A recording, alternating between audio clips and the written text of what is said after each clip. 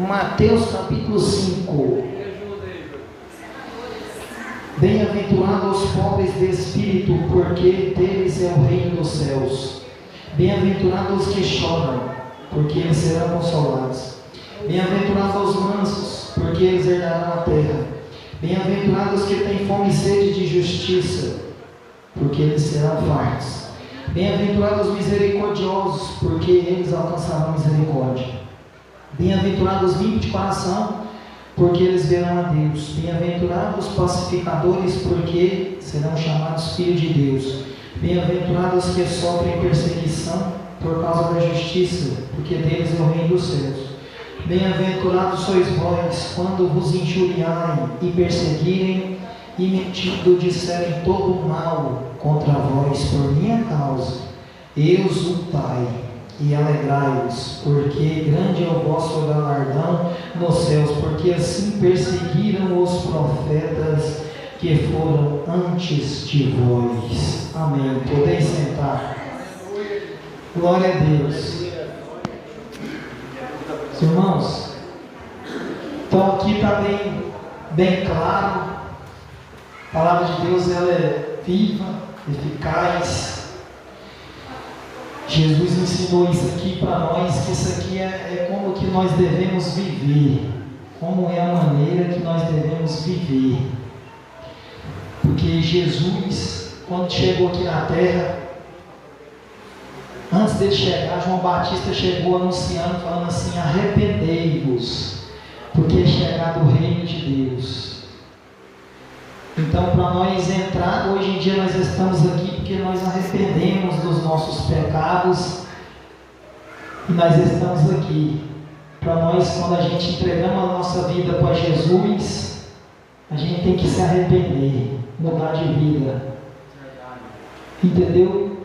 E o reino de Deus é chegado, o reino de Deus já está entre nós. E quem é o dono desse reino? É Jesus, que é o Rei dos Reis, é o Rei da Glória, é o nosso Rei, é o nosso Senhor.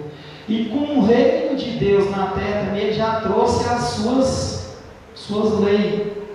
Porque essa mensagem aqui, no Antigo Testamento, ninguém tinha ouvido essa pregação. Ninguém tinha ouvido. Bem-aventurado aos pobres de espírito, ninguém tinha ouvido. Mas Jesus trouxe ali o Evangelho, que é o quê? A boa nova, a novidade, para aquele povo ali e até hoje, para nós. Jesus trouxe. Bem-aventurado aos pobres de espírito. Aí, se a gente for parar para pensar, quem são os pobres de espírito? Alguém sabe dizer quem são os pobres de espírito? Se alguém te perguntar. Então, por isso que a gente tem que ouvir a palavra de Deus, para a gente aprender, saber falar, ensinar. Então, é um ensinamento rápido, que isso aqui demoraria muito tempo para a gente poder explicar, mas eu quero ser rápido. Os pobres de espírito são os humildes de espírito, que Jesus falou assim: aprendei de mim que sou manso e humilde de coração, encontrarei descanso para vossas almas. Meu jugo é suave e meu fardo é leve. Os pobres são os humildes, é aqueles que reconhecem que sem Jesus eles não é nada.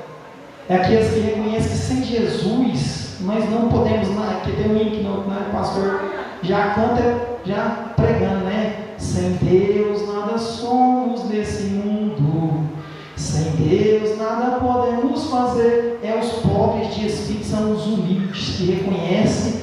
É como se fosse aquela parábola que Jesus falou do publicano e do fariseu. Estava se exaltando na sua oração, e o outro nem sequer levantava a sua cabeça, nem sequer levantava os seus olhos e falava assim: tem misericórdia de mim, Jesus.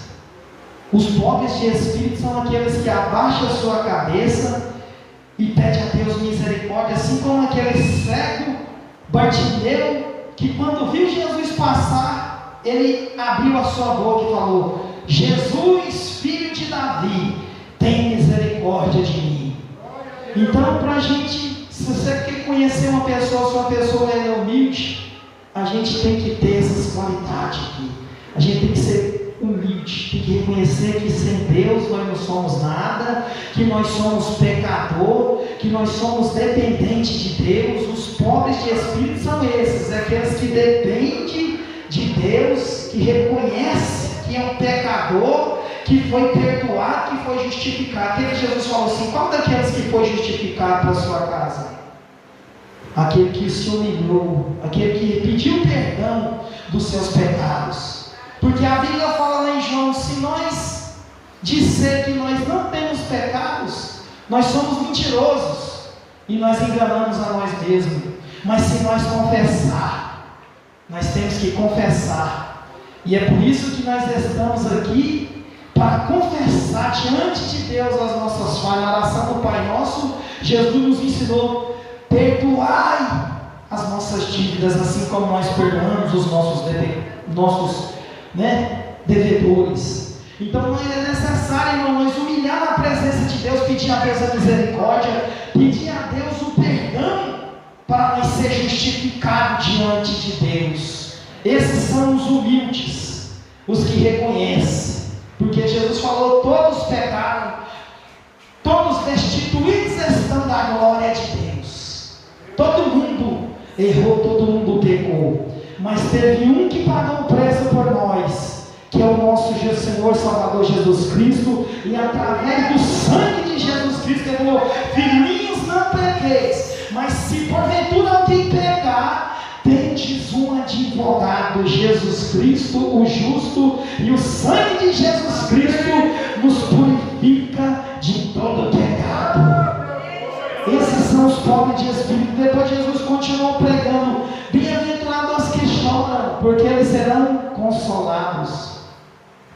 Às vezes a gente vê as pessoas chorando pelas lutas que elas têm passado na vida delas, chorando por tragédias, chorando até você vai assistir um filme e você vai e chora, porque você se emociona com aquele filme, com aquela cena. Mas Jesus está falando: os que choram são os quebrantados de espírito. Assim como Davi, quando ele pecou, ele se quebrantou diante de Deus.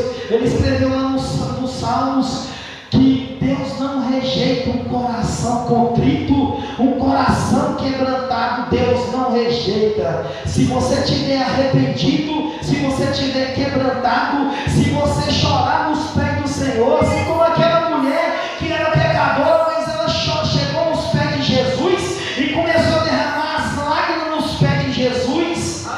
E Jesus falou assim: que quem muito ama, muito foi perdoado. Quem pouco ama, pouco é perdoado. Porque aquela mulher, ela tinha pecado demais, mas ela arrependeu nos pés de Jesus.